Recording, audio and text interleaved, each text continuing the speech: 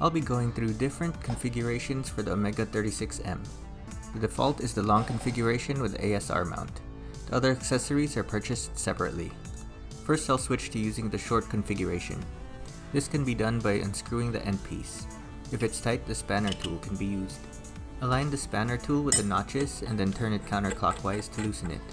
Once it's loose, you can unscrew it by hand. Now I'll take the 30 cal front cap off.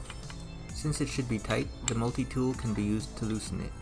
Align the holes with the pins in the multi-tool and turn it counterclockwise. You can also use the back of the spanner tool if you don't have the multi-tool handy. Once it's loosened, you can unscrew it by hand. If it's difficult to loosen, the spanner tool can also be used to hold the part in place. I'll prepare the end piece for a 5.56 long configuration for future use. Instead of the 30 cal front cap, I'll attach the flash hider front cap. And then to tighten it so it doesn't come off while shooting, you can use the end of the spanner tool to turn it even more. Now going back to the short configuration, I'll just screw the 30 cal front cap in where the second part originally was.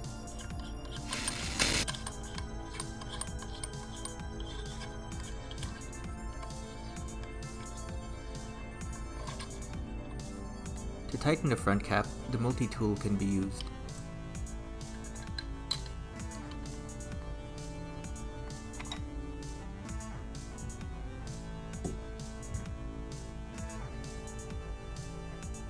Now I'll take off the ASR mount and install the piston mount. The spanner tool and multi-tool can be used if the mount is on there super tight.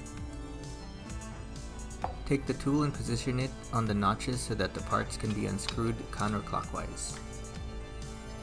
If it's super tight, the suppressor can be placed on a soft surface and then use both tools so you can get more leverage. Unscrew the ASR mount and it'll have two parts, the mount and the tapered insert. Take the insert out and keep it with the ASR mount since it won't be needed for the other parts in this video. Now I'll install the piston mount. First I'll take the piston housing and then insert the piston in it. The piston has little tabs on one end. Those will need to line up with the holes in the piston housing. If the parts are dirty, it can sometimes be hard to push the piston in. In that case, the piston housing should be cleaned to remove all that carbon. Once the piston is in and lined up, insert the spring and then place the spring retainer at the end.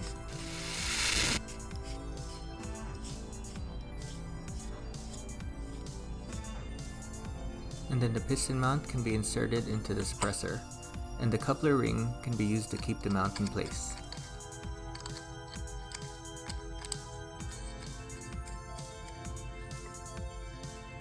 Tighten the coupler ring using the spanner tool.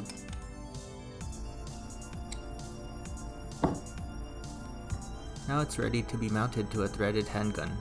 This one is threaded for 1/2x28 for a 9mm. And finally, we'll swap out the piston mount for a 3-lug mount. I'll use the spanner tool again to loosen the coupler ring.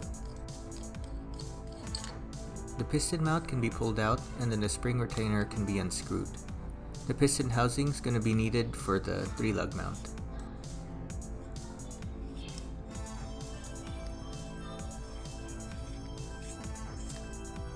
Once the spring retainer is off, take out the spring and the piston.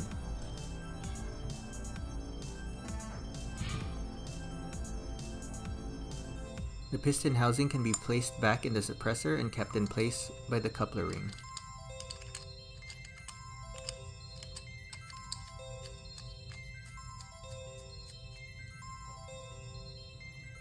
Tighten the coupler ring so that the piston housing stays put. Now the 3-lug mount can be screwed into the piston housing.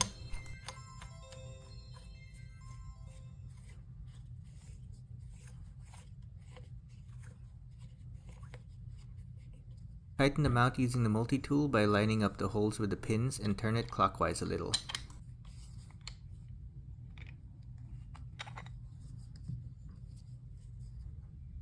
Now it's all set to be used in its short configuration with a 3-lug firearm.